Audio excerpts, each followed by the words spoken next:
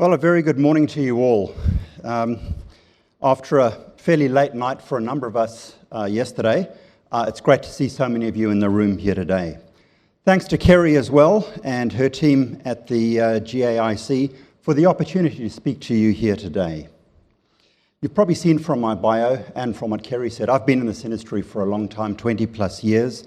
I've seen markets come, I've seen them go. I've seen bright ideas appear with such magnificence that everybody is stunned by them, and 2 years later, that idea is gone. I've seen gold at $250 US an ounce. I've seen gold at $1,850 US an ounce, and everything in between. Through all of this, not only for the last 25 years, but over the last 100 years, and the last 1,000 years and beyond, gold is still here. It's still with us today, still performing the function that it's always performed. That last refuge against turmoil, upheaval. It is the ultimate store of wealth that has stood the test of time. Being a strong proponent of gold as a sound investment, I thought I might apologize to Kerry and her team and rebadge this speech today as Snatching Victory from the Jaws of Defeat. The title is supposed to be Gold on Tight, in other words, hold on tight. Now is the time to hold gold, but I think a better way of describing that is snatching victory from the jaws of defeat. Today I want to talk about the case for gold, its role in history, and those of you who were along last night would have heard a little bit of an intro to this. Today I'm going to expand on all of that. I could present to you a highly technical evaluation, lots of graphs, charts, mathematical formulae as to why this is so. But there are others far smarter than me, far more educated than I am, who will be giving you some of that later today and in tomorrow. I'd rather explore this topic with you in more practical and relevant terms. The exploration of ours today, gold hold on tight, now why is the best time to hold gold? As I say, I have rebadged, pulling victory from the jaws of defeat. Why would I say that? Simply, by this I mean that when in times of trouble and turbulence, all that you've worked for, and there are a lot of probably self-funded retirees in the audience today, a lot of people of my age, 50 plus, but some younger people as well. You've worked hard all your lives to accumulate your nest eggs, and that can be snatched from you at the stroke of a pen in the blink of an eye. And that's why I want to talk to you about pulling victory from the jaws of that defeat. Cataclysmic events have happened to countless millions over the decades, and especially over the last 100 years. Today, I want to explore with you how money has developed from stores of commodities, including gold. Then we'll look at today's economic conditions, which are really important, and see why gold stacks up now more than ever before. But not any gold. Gold that is tried, gold that is tested. As all bridges are not equal, not all gold is equal. So, does gold actually matter in 2018, 2019, and 2020? Why do we think gold has value? Even if gold has value, aren't there better investments?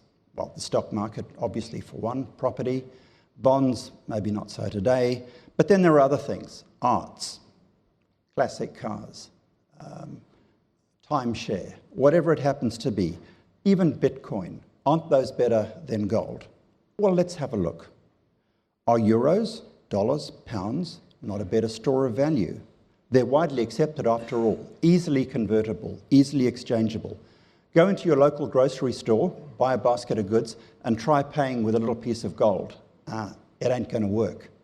Give you a big tip. If you don't have money in your pocket today, you can't buy that basket of goods. Good luck. Even your plastic card, seemingly in the supermarket, is worth more than that piece of gold in your hand. But is that really true? We relate to money because it's a store of value on which we all agree. But it hasn't always been this way. Gold was once the thing that everybody knew and agreed had value. And not just that it had value, they knew how much value it had. That it could be exchanged for a basket of goods, a bolt of cloth, some building bricks for your house, some land for you to grow your crops on. But as with many things in our history, gold has fallen out of fashion and then become fashionable again. Almost 100 years ago, that great economist, John Maynard Keynes, noted rather publicly that gold was indeed becoming a barbarous relic, and I'm sure many of you in the audience have heard that expression. He was actually referring to the gold standard, the pegging of currency to gold. But his point was made nonetheless. Fast forward to the late 1920s, the late 1990s at least, and early 2000s. Gold had really fallen out of fashion. And you saw that great little video clip, which I hadn't seen before. Well done, Kerry, if you're in the room. That just says it all. A Hershey bar versus a bar of silver. Kind of everybody took the Hershey bar because it's nice, you can eat it. What are you going to do with a silver bar? And by the late 1990s and early 2000s, that's very much how people saw precious metals. I remember seeing something that the Jewelry Institute put out, and how gold had fallen right out of fashion. And there was a TV series, 90210, Beverly Hills 90210. Some of you will probably remember it. And one of the actresses in it was given a piece of gold jewelry, and her response was, gold? Believe it or not, that was in the year 2000. Gold. So the jewelry industry then started working with platinum, which was more acceptable than gold, because gold was so old-fashioned, so out of date in the early 2000s. It seemed to be destined the same way as many of the great inventions of the world.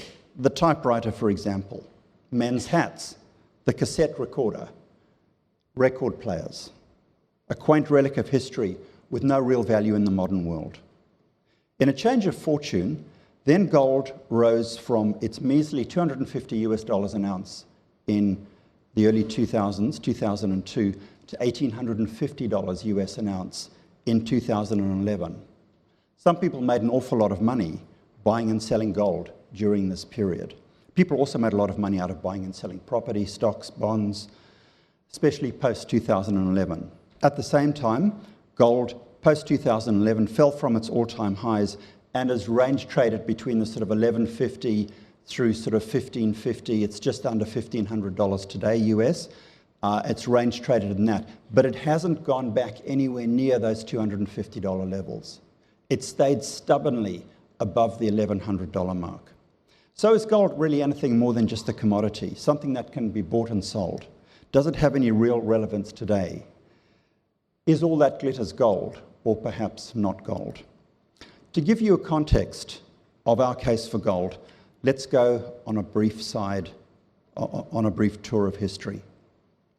Money's been around for millennia in various forms. Barter transactions dating back thousands of years obviously gave rise to the practical limitations of exchanging a basket of corn for a cow or a sheep or whatever it happened to be.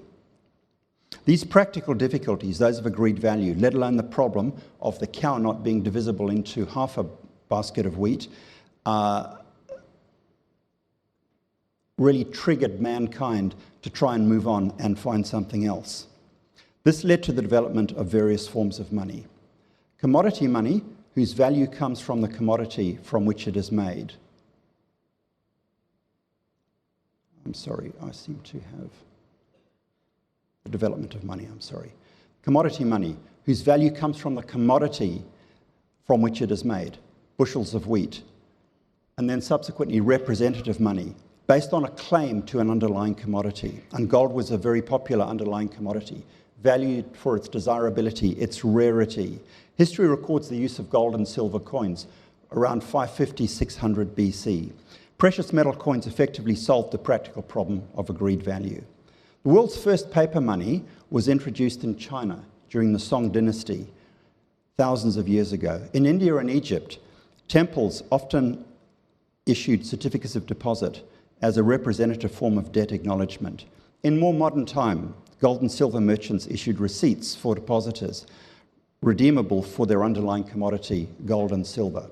And so the gold standard, gold that backed pieces of paper at its earliest incarnation, came into being. A receipt or note redeemable for a quantity of gold. Let's take a look at gold. How rare is it really? In total, about 160,000 tons of gold have been taken out of the earth. That sounds an awful lot, but it isn't.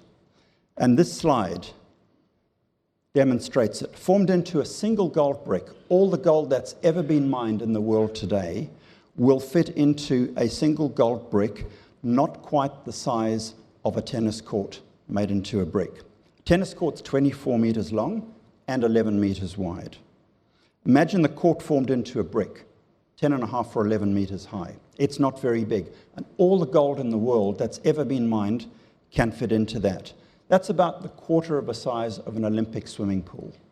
Not very big. You get the idea. Gold stocks increase by about 2,700 tons a year. That's newly mined gold. And that adds about 1.8% to it every year. The newly mined gold means that this brick of gold that I'm talking about grows in height by about 12 centimeters or 4.5 inches each year. It's tiny. There's not a lot. 2,700 tons sounds like an awful lot, but it's not. What if mining companies sped up the rate at which gold is mined? Good question. Wouldn't this put significant downward pressure on prices? Well, not really. The total known unmined reserves today are about 50,000 tons, a lot of which is actually here in Australia. At current rates, it'll take about 20 years to mine and process all of that. But new discoveries will undoubtedly be made, as they always are, and you'll be hearing from some of our mining companies today about what they're doing with exploration and some of the new discoveries that they've made. But it doesn't change the fact, ladies and gentlemen, that gold is incredibly rare and there's not much of it around. Now, I've already spoken about the gold standard. Let's take a slightly closer look at it. The gold standard is a monetary system where the medium of exchange, paper notes, are convertible into preset fixed quantities of gold.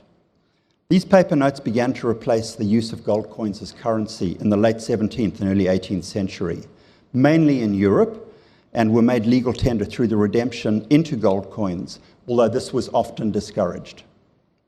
In 1879, the US government began issuing the paper notes that we're familiar with today. These were backed by fixed and agreed quantities of gold. But by the beginning of the 20th century, almost all countries had adopted that same standard, the gold standard, backing their legal tender notes with fixed amounts of gold. This gave the population's confidence that at least those pieces of paper that we all know and love were backed by something of value, in this case gold. So why did they choose gold? They could have chosen anything, but they chose gold. Is it a quirk of history, or is it something more solid than that? Gold is homogeneous. It's fungible. It represents an absolute, something a diamond, for example, can never do. Gold is not subject to the vagaries of clarity or cut or inclusions. Gold is rare, difficult to find, but found in sufficient quantities to be able to be used as a store of wealth, but not so abundant as to become debased and devalued over time, which is what our paper money has become. It doesn't rust or dissolve in floods. It isn't destroyed by fire. It isn't destroyed by cataclysmic events. The World Trade Center, which was brought down in the early 2000s, the vaults of the World Trade Center contained significant reserves of gold. The banks had stored gold in those vaults. And both trade towers came collapsing down on top of those vaults. They were able to recover all of the gold in those vaults. Yeah, it took some time because they had to dig it all out, but it didn't dissolve, it didn't evaporate, it wasn't consumed by the fire. The gold was the only thing from the World Trade Center that survived intact. A lot of rubble survived, obviously, but gold was the only thing from the Trade Center that survived intact.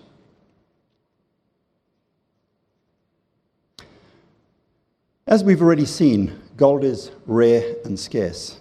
As the population grew, especially in the late 19th and early 20th century, the demand for currency notes became ever more pressing, resulting in restrictions on the supply of money, as it needed to be fully backed by gold. And remember, there's only so much gold to go around. The only way around this was to begin moving away from the gold standard. Each currency note could no longer be fully backed. In 1913, US authorities cut the 100% backing of each dollar note to 40%, whilst claiming it was still fully convertible. I promised to pay the bearer on demand, but it was only 40% backed. What was the other 60%? Well, it was a promise from the US government that their notes would be exchangeable for gold should anybody come to the Federal Reserve.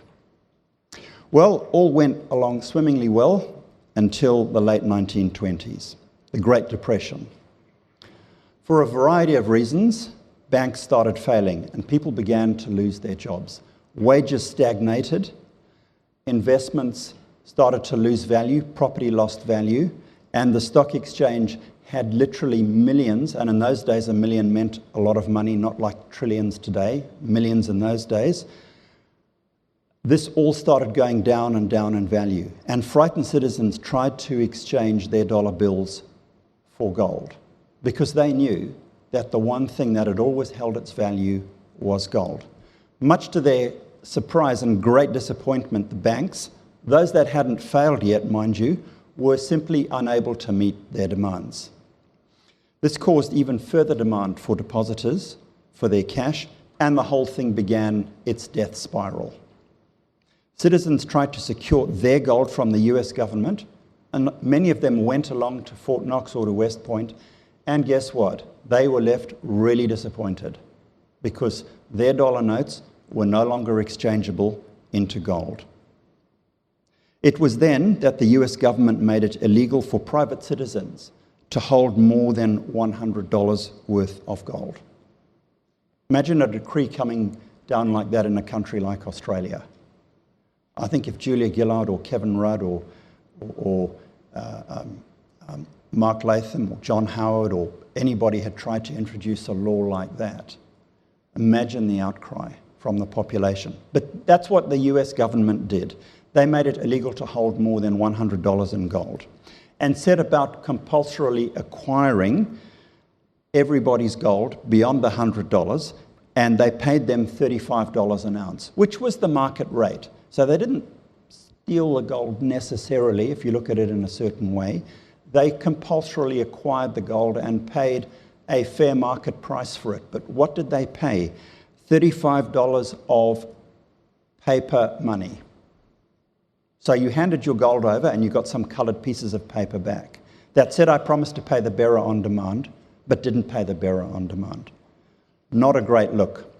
And thus begun the great fiat money marathon. Today's currency notes, the $50 or $100 bills that we carry around, are in themselves actually quite worthless, but are attributed value because those responsible for their issue, the government, and I'm not anti-government, I'm anti-fiat currency, the government tells them so. They derive value by being declared by the government to be legal tender. The bills used to say, I promise to pay the bearer on demand. I remember those bills. But if you look at your $50 or $100 or $10 bills nowadays, what they say, this bill is legal tender of Australia and its territories. That's what it says. And that it must be accepted as a form of payment within the boundaries of the country for all debts, private and public. That's what the Money Act of 1965 says. These currency notes are actually called fiat money. Fiat is a Latin term meaning let it become. In other words, pieces of paper issued by decree of a government that are deemed or have become money. Pretty neat concept if you're in government. Such legal tender laws and practice caused fiat money to acquire the value of any good or service that could be traded within the nation. The concept of, as I said, I promise to pay the bearer was replaced by this note as legal tender. And that's all it says, this note is legal tender. Sometimes, though, banknotes in some countries take on a slightly different meaning of fiat. Take a look at this little gem. That, ladies and gentlemen, is a fiat. Not worth very much, I'm sure you'll agree. But some banknotes in circulation today, in some countries, are not even worth that poor, sad, rusty fiat. Let's move on. Fractional banking. A number of you, or many of you, will have heard of that. Alongside fiat money, also developed the concept of this thing called fractional banking. Something that has also been around, unfortunately, for many hundreds of years. Bankers are creative people by nature. Not talking about central bankers. Are there any central bankers here today? None. Fantastic. Are there any normal bankers here today? Nobody's admitting to being a banker. Okay, even better. Bankers from our commercial banks are creative people by nature. We saw that in the Royal Commission. They look for new ways to make money, to create value, sometimes to create value out of nothing at all. And this concept of fractional banking is one of those great ideas that the bankers came up with. It began to gain acceptance in the 16th century as goldsmiths and silversmiths issued certificates of deposit for precious metals that they had taken in. They soon worked out that not all depositors wanted their gold and silver back at the same time.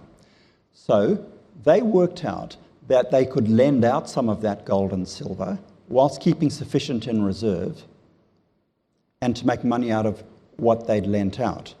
And thus the concept of fractional banking with precious metals, or fractional deposits with precious metals, was born.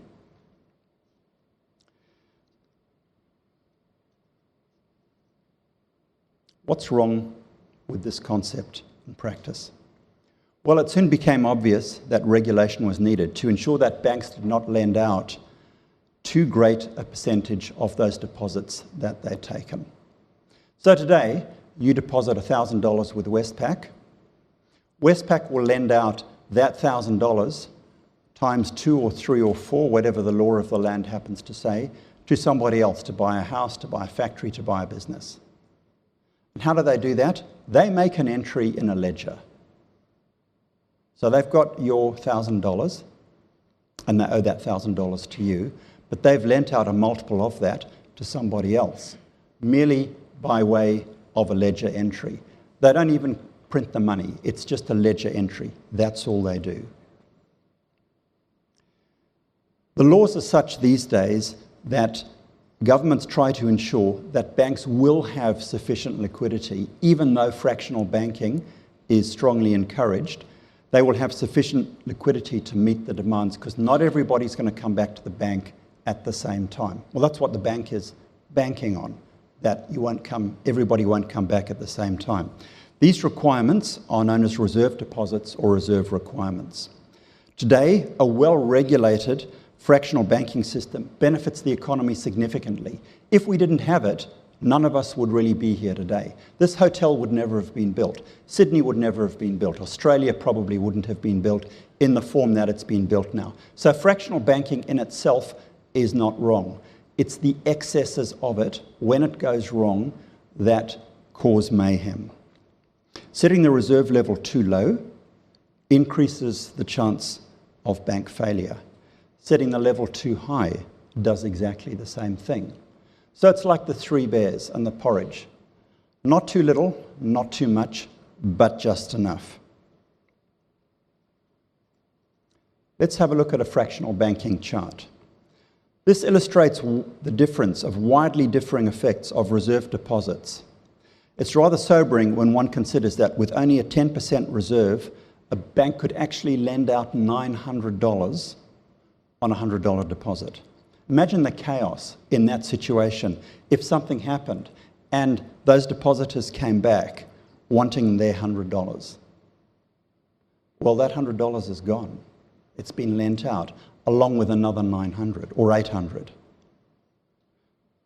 Of course, some of that money that's been lent out will be at call, but a lot of it will be in long-term illiquid assets. Imagine the chaos that would ensue. Rather frightening.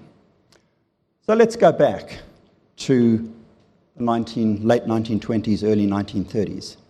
This is a picture from 1930. It's the American Union Bank, and that bank had begun to fail.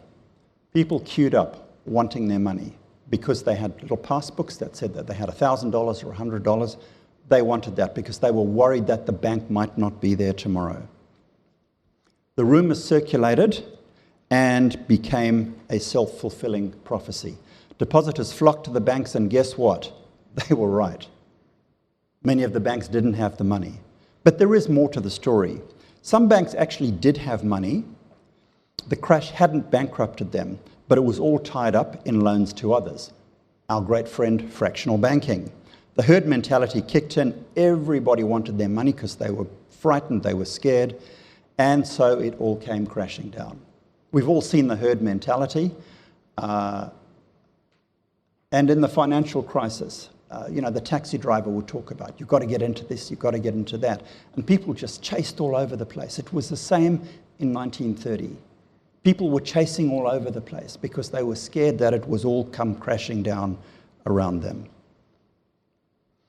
Well, interesting, you say. This sort of thing doesn't really happen today. Well, guess what? Unfortunately, nothing has really changed. Recent history shows us that things can go wrong and still do go wrong. And the one thing that we learn from history, as a number of you know, is that we don't learn from history. Let's move forward, and I showed this slide last night in my speech. In 2007, the Northern Rock Bank in the UK had so overextended itself and had such a poor loan book that they were, to all intents and purposes, absolutely insolvent. The loans would never be repaid. This meant that in all likelihood, they would not be able to provide their depositors with the actual cash reflected in their bank balances. Panic ensued, and the result, so far as Northern Rock was concerned, was sealed. Now look at the Greek depositors queuing outside Alpha Bank in Athens. This is 2015. It's only 4 years ago. Not very long. Why? Because the Greek government had decreed that because of the financial crisis that had engulfed Greece, and that's because nobody paid taxes and everybody was on a pension, only 60 euros a day could be withdrawn from your bank account, irrespective of whether you had 600 euros in your bank or 6 million or 60 million. The most that you could get out of your bank was 60 euros. And of course, panic spread amongst the Greeks, as you can well understand. The net result was people queuing outside the Alpha Bank in Athens for two reasons. A, they desperately wanted money, whatever they could get, and B, they were scared that Alpha Bank was going the same way of all the other banks, or many of the other banks that they'd seen go bust in the financial crisis. These are both first world contemporary examples, spawned in part by the rise of fiat currency, spawned also by the rise in fractional banking. There's nothing wrong with these two concepts necessarily. It's their abuse that gives rise to problems. And unfortunately, when governments get themselves into trouble, and we've seen this all over the world, when governments get themselves into trouble, what do?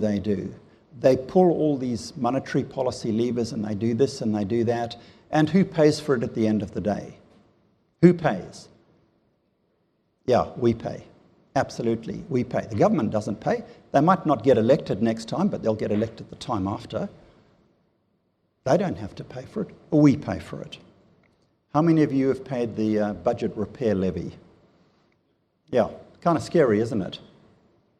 Every time I get the accounts to do my tax return, there's this number on the bottom, budget repair levy. And I think, well, I didn't do anything to create the problem. It's not my problem. But the government's made it my problem, same as it's made it your problem. Let's have a look at some other examples. Hyperinflation, which generally occurs when too much money is chasing too few goods. Following their defeat in World War I, the German government began to print money to pay for the cost of World War I reparations. They didn't have anything else other than printing presses and ink, and so they printed it. On the left, and these are genuine notes that I actually have. These are physical notes that I have. These are not just internet images or Photoshop images. On the left is a 500 mark note issued in 1920. On the right is a 5 million mark note issued in 1923. The interesting thing about the 5 million mark note is it's only printed on the one side, because they were so busy printing they didn't have time to print them on two sides. So they only printed it on one side. Those two notes, 3 years apart, bought the same basket of goods. So imagine if in 1920 you had all of your wealth in German marks. You're a German, your wealth was in German currency. By the time 1923 came, what do you think had happened to your wealth? It had pretty much disappeared. Today, we call the practice of banknote printing quantitative easing. The American government do this very, very well, and quantitative easing is where we've all gotten to. Another example, Zimbabwe. I have personal experience of this. That's a Zimbabwe $1 note from 2003 or 2004. On the left is a $100 trillion note issued in 2006 or 2007. There's only 2 or 3 years apart in those, but what happened? To pay for the war in the DRC, the Zimbabwe government started printing money, and boy did they print money. They devalued it twice by 1,000%, and your $1 turned into $100 trillion. I have a stack of these notes, so I'm actually a quadrillion, gazillion, gabillionaire, because I've got a whole wad of those notes on my desk at home. Both purchased the same basket of goods.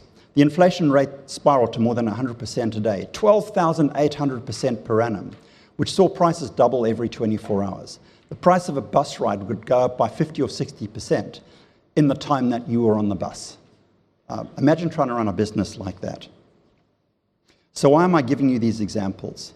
Because those that invested their entire wealth and money lost their fortunes during harsh times.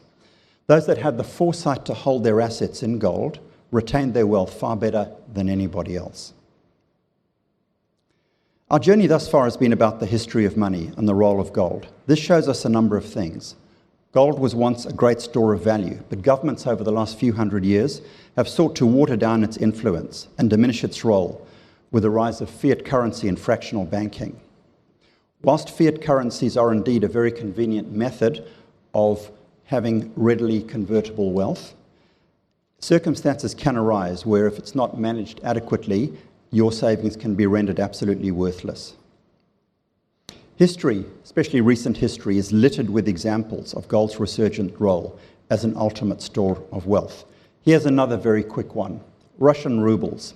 When the ruling classes fled Russia in 1917, when the communists took over, they foolishly stored all of their wealth in ruble notes, and they took those notes to the West. By the time they got to the West, the communists had ruled those no longer legal tender, and they'd issued revolutionary notes. Again, these are real notes. And the 500 ruble note had replaced the pre-revolutionary note. And those Russians that brought all those rubles to the West were rendered pretty much bankrupt. The financial crisis. Let's have a quick whistle-stop tour through this. One of the key drivers of the crash was unchecked credit growth, as we all know, spawned by fractional banking excesses. Look at the chart, the steepness of the curve. The red bit is money created by banks. Look at how it rose. Look at how it rose from the late 1990s through 2013, 2012, 2013. Entries created at least, on the back of absolutely nothing at all. The tiny little green area at the bottom is cash, the real money. The rest is just entries in a bank ledger. So where did all the money go? Great question. Well, there's a chart that illustrates it. The red section of the chart shows where most of it went. Mortgages and secured loans. We borrowed money from each other to buy houses from each other, to buy businesses from each other. We borrowed money from the banks to do exactly the same thing. And it was just a great merry-go-round of money. The financial crisis was really triggered by a significant economic downturn in 07-08 as asset values began to fall. Negative equity, the term we all became so familiar with, became the norm. With the slowdown, employment opportunities dried up. and the value of loan books at the banks that had sometimes been packaged up into wonderful things called mortgage-backed securities and so on and so forth became quite questionable in terms of their values. The banks then got themselves into difficulty, and some started to become insolvent. I haven't even started to speak about the problems with MBS and all of those other wonderful derivative products that the whiz kids working in the banks came up with. But the effect of those poison pills in the mid-2000s that we saw in the graph that I put up there, the red section, simply accelerated the slowdown and the collapse of banking. So what did governments do? Well, they created debt. Debt is still being created at a rate. And you can see there what's happened. All the way through 2018, we're still going. Situation in Australia here has been a little different in that we haven't had quantitative easing, but the picture still remains very, very frightening. When the music stopped in 2008, there were fewer chairs than market participants. There are signs that this may happen again, as it did last time. The situation will likely end up in some tears. Global debt is up almost $100 trillion in 10 years, and somebody has to pay for that, and that, unfortunately, is you and me. So where did the smart money go during the GFCs? A lot of the smart money went into gold, mostly into exchange-traded funds. The price of gold didn't just rise by itself magically. It rose to $1,800 on the back of significant demand for it. The GFC showed the power of gold as a store of wealth. And today, ladies and gentlemen, we are seeing some of those same signs again. Look at the flows of money into exchange-traded funds. So what's the current state of the world today? Historic forecasts versus real numbers versus forecasts. Is this one of these things that point? Yeah, there we are. Great. Go back to 2010, and as it all slowed down, and you saw real GDP dropping. Slight recovery in 2017, and it's then flatlining. The projections are flatlining out. And every year, they're projecting a smaller and smaller amount. Debt levels under the Obama administration. Debt doubled under Mr. Obama. When he finished up, US debt levels were $19 trillion. Well, that might sound bad, but look at where we are now. Donald Trump has been there for 2.5, 3 years. He's got another 18 months to go. He's increased debt by another $4 trillion. Amazing. Printing presses. Maybe he is making America great again, but at what cost? There are a bunch of other non-economic factors that I won't go through with you today because I am reaching the end of my time. But the shifting political environment of major global players, let alone the economic protectionist policies and tariff wars, are of great concern.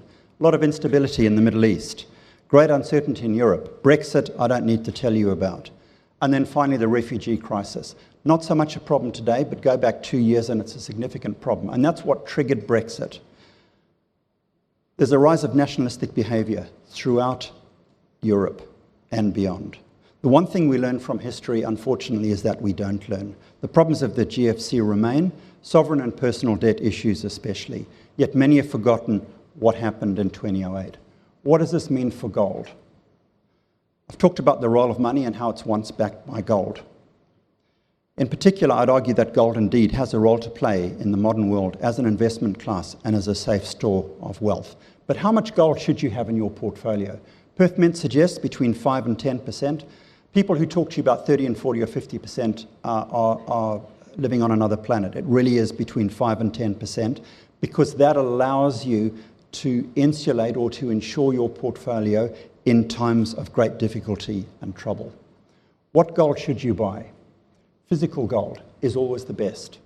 Coins and bullion bars.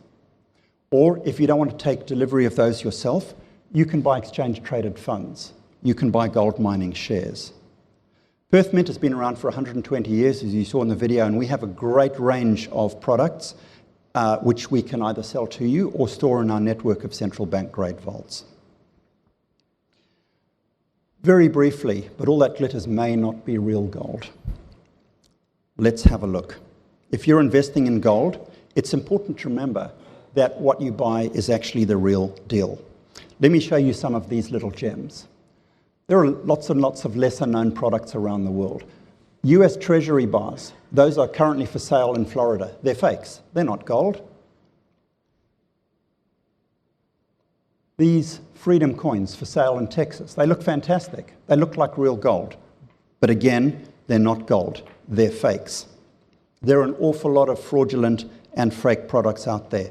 And the fraudsters and fakers are getting smarter and more creative as the days go by. I was in China last week, and a number of my colleagues went and bought Rolex watches from the Shenzhen markets down the road. And we took a fake Rolex and compared it to a genuine Rolex. And really, you can't tell the difference. They are so good these days. One's a fake and costs $200. One's real and costs $20,000.